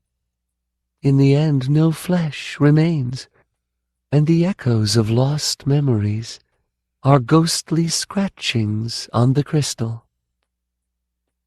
"He forgot who he was," the cyborg said. "I forgot who I was, rather. I began to think... He began to think he was me." He looked up at me, his eyes locked on mine. They were red crystal, those eyes, and behind them I could see a glow. His skin was taking on a hard, polished sheen, silvering as I watched. And this time he was doing it himself. "You have your own weaknesses," he said, pointing.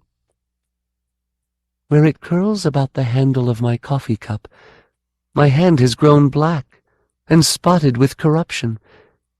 I could smell the decay. Flesh began to flake off, and beneath I saw the bloody bone bleaching to grim whiteness. Death crept up my bare arm, inexorably. I suppose it was meant to fill me with horror. It only filled me with disgust. "No," I said. My arm was whole and healthy.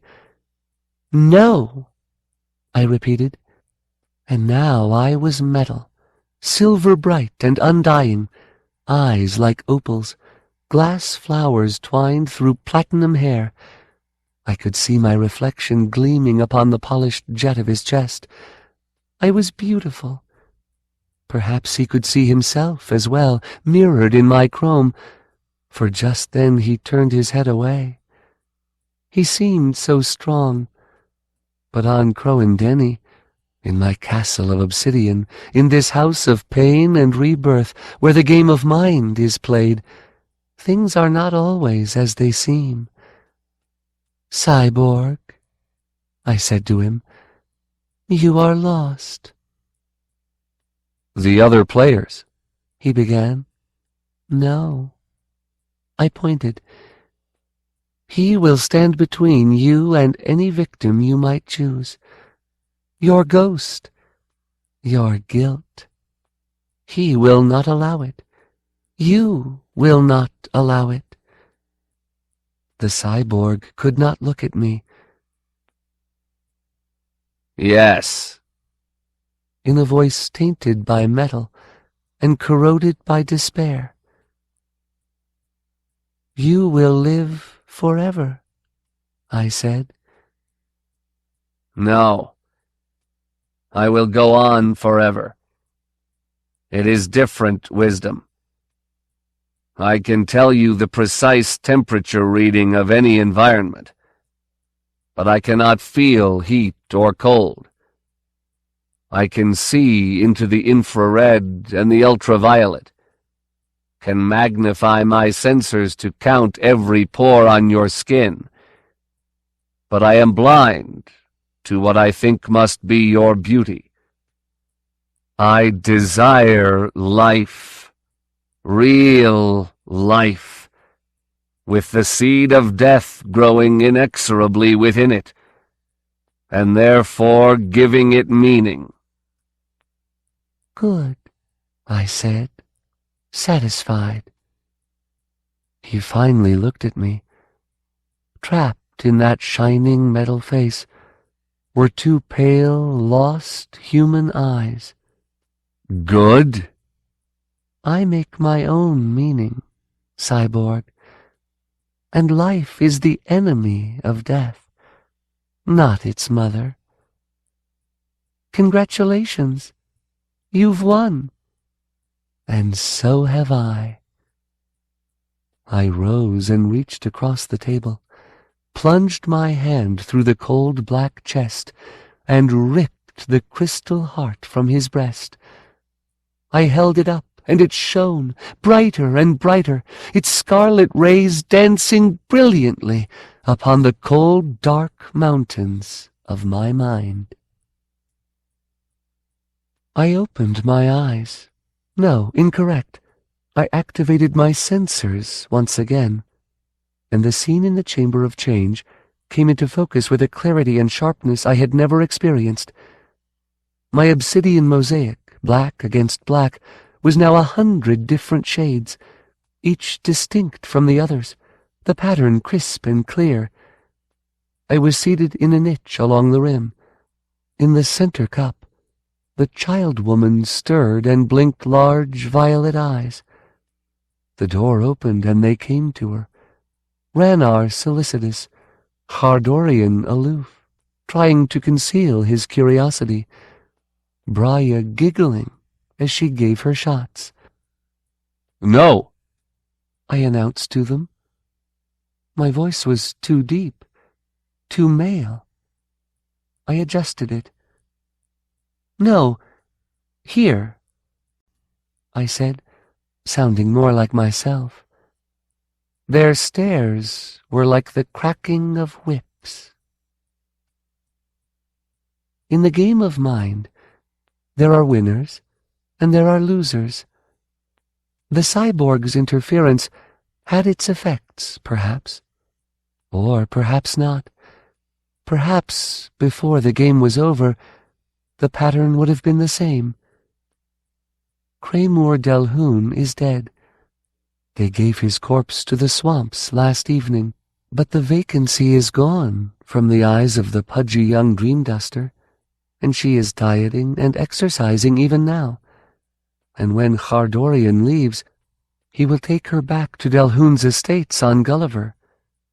Ryazine J. complains that she was cheated.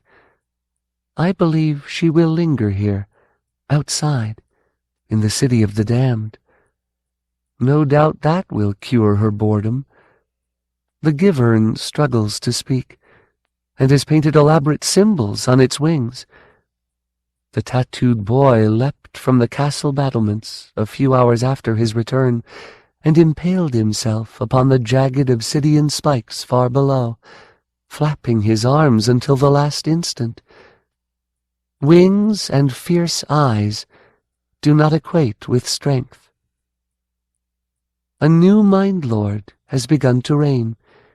She has commanded them to start on a new castle, a structure shaped from living woods, its foundations rooted deep in the swamps, its exterior covered with vines and flowers and other living things.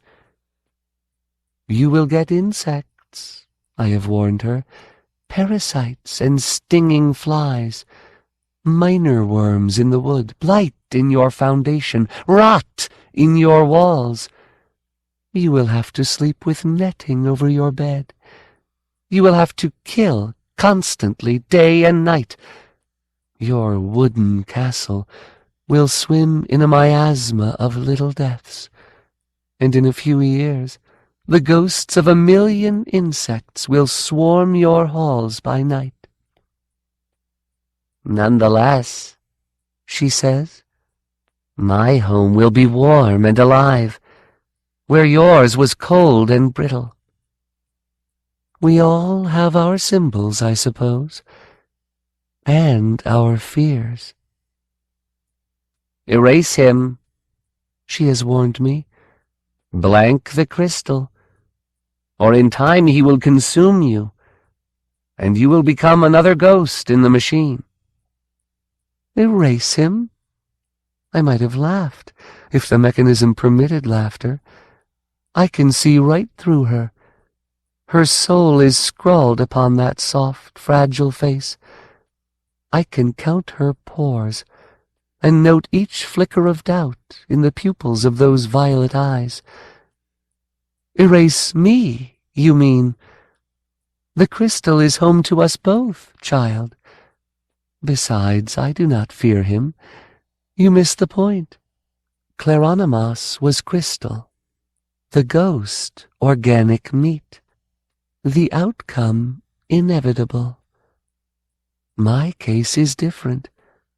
I am as crystalline as he is, and just as eternal.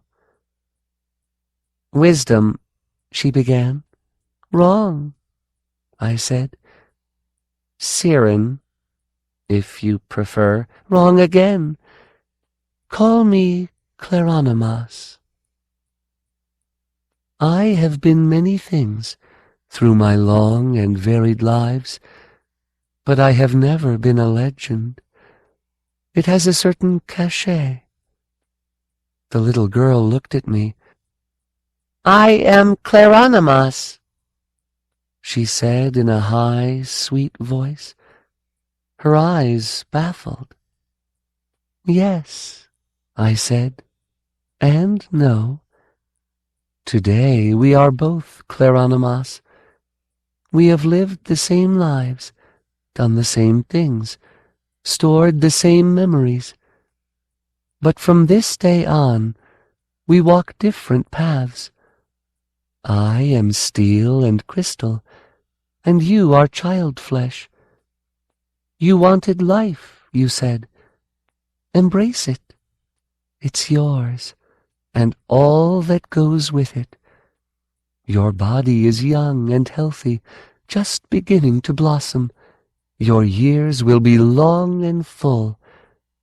Today you think you are still Croan'dhenni, and tomorrow you will learn about lust again, and open your little thighs to Khardorian, and shudder and cry out as he rides you to orgasm.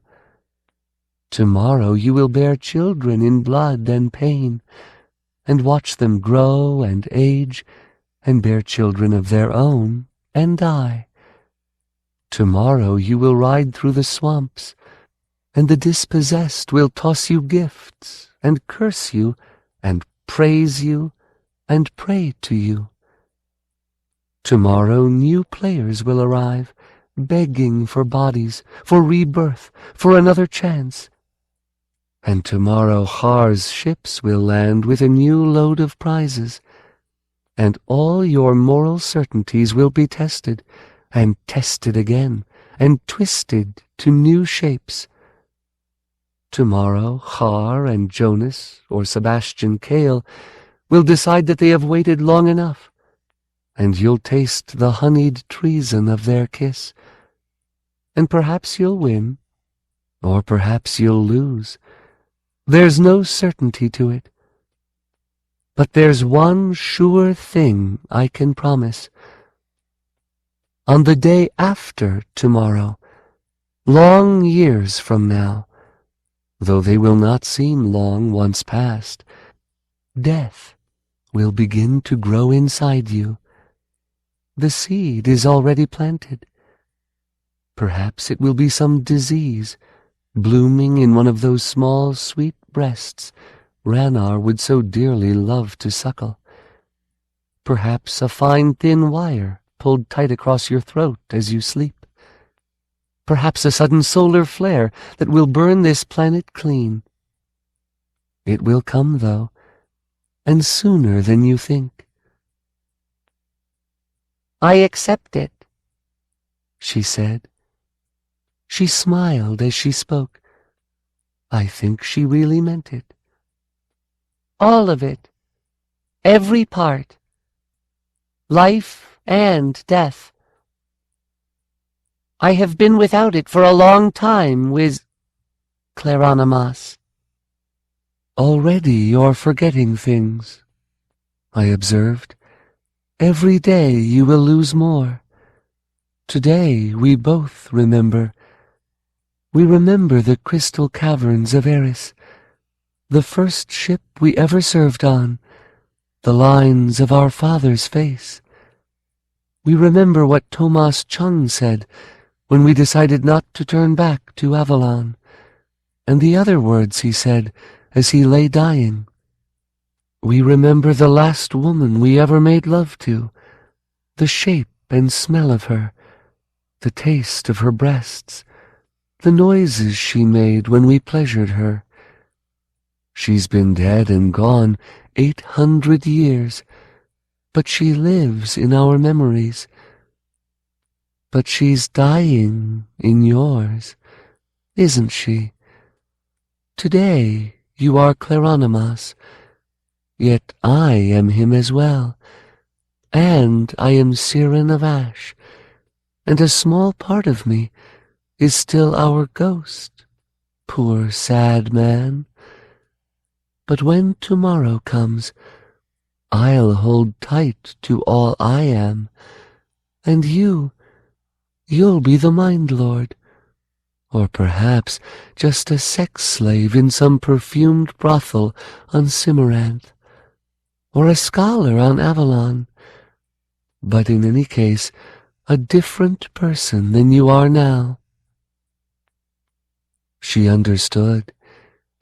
She accepted. So you'll play the game of mind forever, she said. And I will never die. You will die, I pointed out. Most certainly. Claran'dhenni is immortal. And Cyrain of Ash. Her too. Yes. What will you do? She asked me. I went to the window. The glass flower was there, in its simple wooden vase, its petals refracting the light. I looked up at the source of that light, the brilliant sun of Croan'dhenni, burning in the clear midday sky. I could look straight into it now, could focus on the sunspots and the flaming towers of its prominences. I made a small conscious adjustment to the crystal lenses of my eyes, and the empty sky was full of stars. More stars than I had ever seen before. More stars than I could possibly have imagined. Do, I said, still gazing up at those secret star fields, visible to me alone. They brought to mind my obsidian mosaic. There are worlds I've never been to. I told my sister twin, father, daughter, enemy, mirror image, whatever she was. There are things I don't know yet, stars that even now I cannot see. What will I do? Everything. To begin with, everything.